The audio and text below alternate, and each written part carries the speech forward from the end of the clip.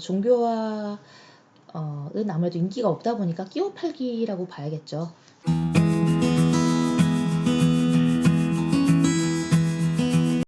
읽어주는 여자입니다. 우리 오늘 서강대에 대해서 알아볼 거죠. 자, 서강대학교는 가군 몰빵입니다. 그리고 우리가 서강대학교에 대해서 잘 알아봐야 될 게 바로 영어 반영 비중이죠. 아무래도 최상위권에 위치한 학교다 보니까 영어 반영 비중에 따라서 이제 선호가 달라지게 된다는 점. 그리고 올해 수능이 뭐 일각에서는 평이했다라고 하지만 그래도 89점으로 영어 2등급 받은 상위권 학생들이 상당히 많아요. 그 점을 고려해서 서강대학교에 대해서 알려드리면 좋을 것 같습니다.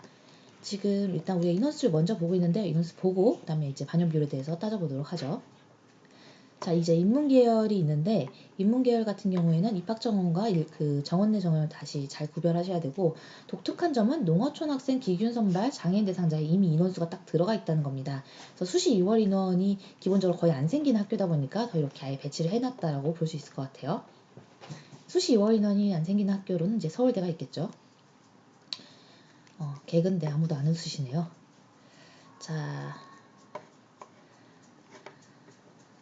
지금 보시면 국어국문학, 사학, 철학, 종교학 이렇게 4개로 묶여서 들어가서 한 번에 그냥 일반 전형으로 인문계라는 학과를 쓰게 됩니다. 그래서 종교학은 아무래도 인기가 없다 보니까 끼워 팔기라고 봐야겠죠. 참고로 저도 종교인이기 때문에 종교에 대해서 이제 비하하는 게 아닙니다. 근데 아무래도 저는 요거는 좀 끼워 팔기가 아닌가 하는 생각이 들어요. 자, 그리고 영어 영미 어문과 미국 문화학과 이렇게 나눠지는데 좀 독특해요. 미국 문화학과. 우리가 이제 서강대 영어영문학과라고 하면 되게 많이 아는데 미국 문화학과로 나중에 이제 모집 전공이 구별된다는 거 잘 몰라요. 어차피 과는 이제 이렇게 나눠지는 것 같지만 같이 뽑습니다. 24명이고요. 자, 유럽 문화 전공. 이 학과가 되게 문의가 많은 학과죠. 수시 때도 문의가 많고 정시 때도 문의가 많은데 과연 도대체 인기 있는 영어 영문, 그러니까 영미 어문과 비교해서 얼마나 차이가 날 것이냐에 대해서 굉장히 많이 궁금해하시는데요. 제가 이제 갖고 있는 노하우를 좀 풀어드리자면, 전년도에 많은 차이가 났다면 그 다음 연도에는 거의 차이가 나지 않습니다. 그럼 전년도에 많은 차이가 났을까요? 그 부분을 우리가 한번 찾아보도록 하죠. 제가 서강대를 미리 찾아온다는 거를. 자, 보시면 이게 서강대입니다. 2019학년도 정시 경쟁률이라고 보이시죠? 그리고 여기는 나군과 다군은 아예 농어촌이든 기균이든 쪼개지지 않아요. 그냥 무조건 가군에서만 뽑습니다. 가군은 일반 전형 5.98, 그러니까 6대1을 기록했는데요. 가끔씩 이게 00이 맞는 경우가 있는데 이때는 좀 안 맞았네요. 그리고 농어촌과 기규는 상당히 인원수가 적었습니다. 독특한 점은 서강대가 꽤나 좋은 학교임에도 불구하고 특수교육 대상자 전형은 거의 미달이었다는 거죠. 16명 선발했는데 6명밖에 지원 안 했어요. 그래서 저는 이 특교 대상자 전형의 취지는 너무 좋지만 계속적으로 이렇게 미달이 난다면 조금 문제가 있지 않을까. 다른 이제 이쪽에 해당하지 않는 학생들에게 좀 티오를 나눠줘야 되지 않나라고 생각하고 있는 참입니다. 그래서 이거에 대해서도 우리가 살펴볼 거고요. 자, 가군 일반 전형 잘 보도록 하죠. 이제 클릭해가지고 이동할 수 있는데, 가군 일반 전형의 경우는 특별히 뚫린 학과가 있느냐? 없습니다. 없고요. 최근에는 워낙에 예측률이 좋아져서, 저는 진학사와 UA를 예전엔 굉장히 싫어했는데 지금은 잘 이용하면 꽤나 좋은 통계 프로그램이 된다고 생각해요. 제가 얘기한 잘 이용한다라는 거는 이런 거죠. 진학사나 UA는 누적형이에요. 그래서 모의 지원 시스템으로 되어 있기 때문에 모의 지원을 많은 사람들이 해야 됩니다.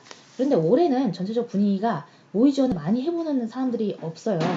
왜냐하면 이게 막판에나 조금 정확도가 높아진다라는 거를 이제 많은 사람들이 알기 때문에, 그러다 보니 내가 다른 사람들에게 정보를 주기보다는 막판에 다 같이 모의 지원에 몰려서 하는 그런 경향들이 생겨요. 해서 막판에는 정확도가 조금 있습니다. 그런데 지금 모의 지원하는 거는 큰 의미가 없다고 보시면 돼요.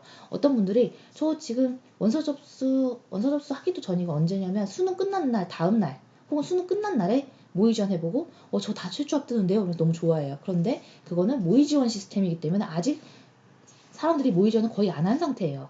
당시로는 거의 1%도 안 한 상태. 그러니까 다 최초 합이 뜰 수밖에 없죠. 시간이 지날수록 모의 지원을 한 사람들이 늘어나면서 점점점 최초 합격자들이 차고, 그 다음에 또 추합 합격자들이 차고, 그 다음에 합격이 불가능한 사람들이 쭉 줄을 서게 됩니다. 하기 때문에 저도 제 학생들한테는 미리 쓰라고는 안 해요. 모의 지원은 원서 접수 하루나 이틀 전에 해보는 게 제일 정확합니다. 자, 보시면 지금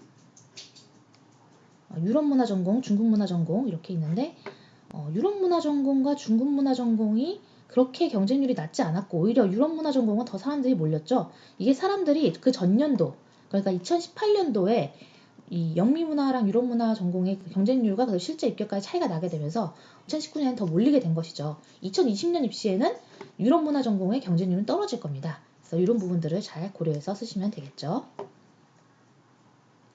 자, 그렇다면 자연계열은 어떨까요? 자연계열이 미묘한 차이긴 하지만 조금 더 경쟁률이 낮은 편이긴 합니다. 그리고 이제 수학, 물리학, 화학에서 화학은 좀 인기가 있는데 수학과 물리학은 좀 원래 비인기였거든요. 그런데 작년에, 그러니까 2018년에 그랬는데 2019년에는 오히려 큰 차이가 안 나게 조정이 됐어요. 그래서 여러분들이 3개력을 꼭 보시는 게 좋고 전년도 거를 보고 쓰는 것보다는 전년도 거로 인해서 변동이 어떻게 일어날 건지를 생각하셔야 되고 너무 어려우시다면 재작년, 그러니까 전전년도 것을 경년제로 보시는 게 더 좋을 거다. 왜냐하면 이때는 경쟁률이 비슷하네라고 생각하지만 그 전년도에는 수학이나 물리학의 경쟁률이 현저히 낮았거든요. 그럼 올해는 어떻게 될 것 같나요? 올해는 저는 물리학의 경쟁률이 좀 낮아질 거로 예상을 하고 있습니다. 자, 그 다음에 인기 있는 화공생명공학도 있고 컴퓨터공학과 전자공학 이렇게 쭉 다 있는데요. 서강대에는 전자공학과가 좀 센 편이라 그 경쟁률도 여전히 비슷하고 인원수도 많이 뽑는 편입니다. 자, 그러면 다시 돌아가서 보죠. 자, 우리가 보고 왔는데요. 보시면 경제학부, 경영학부의 인원수가 상당히 늘었습니다. 자, 경영학부를 88명 뽑는다고 해요. 여러분, 설마 3초 전에 본 게 기억이 안 나시진 않겠죠? 경영학부가 작년에 몇 명이었나요? 자, 67명이었어요. 자, 결론을 내리자면 지금 서강대는 올해 정시를 급격하게 늘렸어요. 어디에서 늘렸냐? 지금 아직 수시 2월 인원이 넘어오지도 않았어요. 그리고 수시 2월 인원은 농어촌이나 기균이나 특수교육자로 가는 게 아니고 일반 전형으로 빠집니다. 일반 전형으로 빠지는 수시 2월 인원이 지금 더 기본적으로 적지는 않기 때문에 자료 보시면 지금 경영학이 88명이면 90명이 넘을 거란 얘기예요. 경제학이 44명, 33명에서 56명까지 올라왔어요. 자, 여러분 서강대학교가 올해 인원수를 정시에 많이 몰았고 그리고 수시는 좀 줄어들었던 거 이제 기존에 이제 수시 교육하면서 여러분들이 들으셨을 텐데 수시 줄었고 정시 늘었다 이거 교육하면서 제가 약간 혼돈이 있었던 것 같네요. 자, 여러분들이 기억하셔야 될 것은 서강대에는 올해 좀 공략을 하기 좋다. 경쟁률은 특별히 많이 올라가지 않을 것이다. 보통 이제 인원수가 늘면서 경쟁률도 같이 올라가지 않을까요? 막 사람들이 너무 많이 쳐다보고 있지 않을까요? 생각하시는데 그렇다고 하더라도 올해 인원수가 거의 30%가 넘게 늘었어요.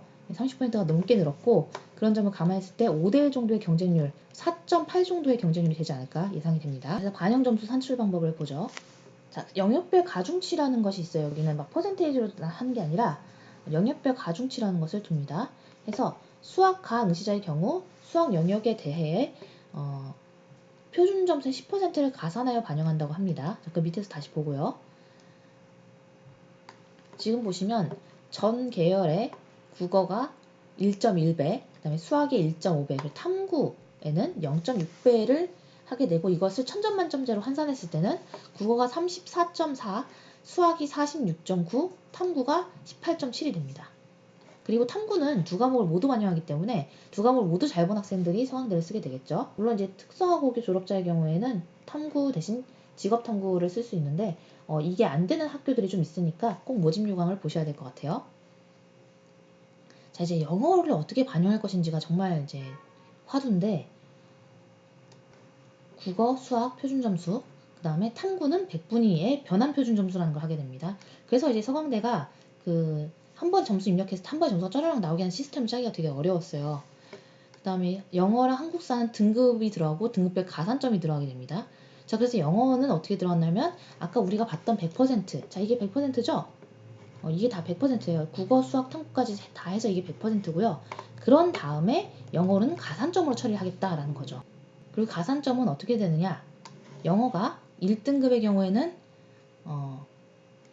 100점, 한국사는 10점으로 두 개의 이제 반영 비중은 약 10대 1 정도라고 보시면 되겠고, 한국사는 4등까지 만점이고 5등급부터 0.4점의 감점이 있습니다. 영어는 2등급에게도 99점을, 3등급에게도 98점을, 4등급에게도 97점을 부여하는 방식이기 때문에 이걸 1000점 만점제로 환산한다고 했을 때 저는 상당히 영어를 못 본 사람들이 유리할 거라고 봐요. 그래서 서강대가 작년에도 거의 비슷한 전략으로 영어를 아깝게 2등급 맞은 학생들이 몰리게끔 전략을 짰어요. 올해도 아깝게 89점 맞은 학생들이 상당히 많기 때문에 서강대에는 5대1 정도는 유지를 할 거라고 저는 예상이 됩니다. 자, 산출 방법을 다시 보세요. 국어 표준 점수에다가 1.1을 곱하고 수학 표준 점수에다가 수학과 가산치인 1.1을 곱한 다음에 수학 가정치인 1.5를 다시 곱합니다. 그런 다음에 탐구 1의 변환 표준 점수가 들어가고요. 이 탐구 1의 변환 표준 점수는 수능 성적 발표, 그러니까 12월 4일 이후에 서강대학교 입학처 홈페이지에 공지가 됩니다. 그래서 아직 저도 모르는 거예요. 그리고 탐구 2의 변환 표준 점수도 더한 다음에 탐구 가중치인 0.6을 곱하게 되는데 이게 약 18.7%였죠. 그러니까 탐구는 100%에서 18.7%를 반영이 된다는 거, 그 다음에 두 개를 다 잘 봐야 된다는 거. 그다음에 이 점수에다가 영어의 등급별 가산점을 하게 되는데, 지금 국어 표준 점수가 예를 들어서 약 한 130점 정도 나온다고 하면 130점이 들어가고 국어 가중치가 들어가는 방식에다가 그 다음에 영어의 등급별 가산점에서 가산점은 100점 만점이었잖아요. 그래서 그 100점 만점의 가산점을 고려했을 때 1점이 깎인다는 건 굉장히 적죠. 그러니까 3등급, 4등급도 국어와 수학의 표준 점수가 아주 높다면 충분히 합격이 가능할 거라고 저는 예상을 하고 있다는 겁니다. 물론 세 가지가 다 높아야 되겠죠. 네, 이렇게 해서 서강대학교에 대해서 알아봤는데요. 서강대학교를 하면서 제가 목이 너무 아파가지고 중간에 물을 좀 많이 마셨죠. 그래서 좀 정신이 없었는데 다행히도 잘 따라오신 것 같아서 계산을 한 번씩 해보세요, 원장님들. 계산 한 번씩 해보시고 너무 어렵다고 생각하지 마시고 그냥 표준 점수는 대략 한 130에서 수학은 뭐 높은 경우에 140, 150도 나오잖아요. 140점 그 정도 나올 거고, 거기에 영어의 등급별 가산점이 보시면 4등급을 받아도 3점 감점이 100점 만점에, 그러니까 97.1 더하게 되는 거죠. 1등급을 받아도 100점밖에 안 되기 때문에 저는 4등급을 받고도 서강대를 가는 케이스가 올해도 나올 수 있다라고 생각을 합니다. 물론 작년만큼 국어가 너무 어려가지고 국어 1등급 받고 당시에는 영어를 그 친구가 5등급 받았어요. 국어 1등급에 영어 5등급. 그런데 서강대 갔는데 전혀 무리 없었죠. 영어를 밀렸었대요. 근데 다행히도 이제 서강대를 이렇게 뽑아줬었으니까. 네, 우리가 오늘 서강대에 대해서 알아봤고요. 그리고 다음 영상은 서경대학교를 볼 겁니다. 우리가 지금 가나다 순으로 보고 있어서요. 서경대학교는 그러니까 인서울 마지노선이라고 하는 한서삼에서 나오는 한서, 그러니까 서경대학교, 그 서경대학교를 찾아보도록 하겠습니다. 감사합니다.